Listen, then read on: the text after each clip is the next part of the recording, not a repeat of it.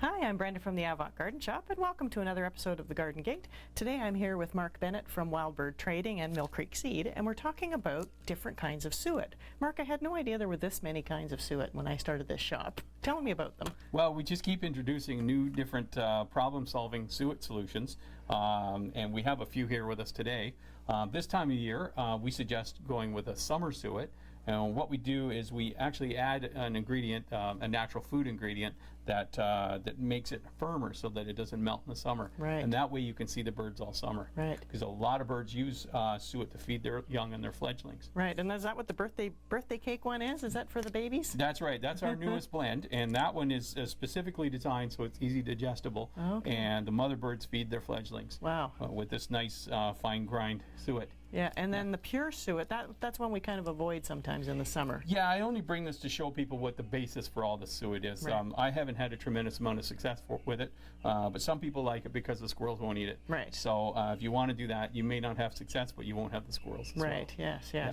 And Yeah. what other kinds of suet do you have Well, here? we do. We have the standard garden friendly, so if you have a well-manicured garden, Right. you can put this out and you know that nothing's going to grow below it. Spread, yeah. And then we have another new interesting one called the vegan suet. So this has no animal products in it. Oh, okay. We've tested it for over a year. The birds love it. It's nutritious and it has no animal ingredients in it. Interesting. Yeah. And then the fruit and nut. I've had the fruit and nut suet out before, and I found that the Orioles really liked it. That's right. Yeah. The Orioles, you'll really find the Orioles out in the springtime feeding their young. Okay. And the fruit and nut is great for all the suet-eating birds. Okay. So there's so many different kinds. We're going to talk a little bit more in the second segment, so I hope you join us then. We'll talk a little more about all these great suets.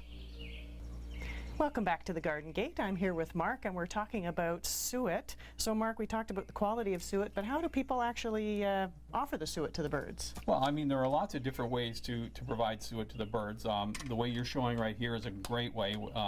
The cakes always come in the standard suet tub size, and most suet tubs are 5 by 5 by 1. So this is a particularly good one because you see the holes aren't very big. So any chunks that break off, they'll stay in the feeder and they won't fall out. You'll find the cheaper ones, they have bigger holes. Right. So. And then this suet goes in the little wooden feeder up there? It's just this one you would cut the end off and you'd squeeze it into these little holes here.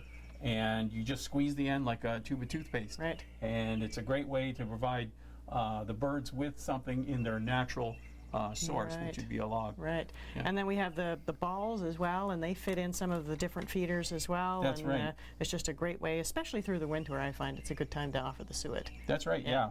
And it's so good for them. They need the fat. Yeah. And you get to see so many different beautiful birds. Exactly. Yeah. Well, thanks so much for joining me, Mark. It's been wonderful having you as a guest, Thank you. I hope you'll come back again. And I hope you'll join us again next time on the Garden Gate. We'll see you then.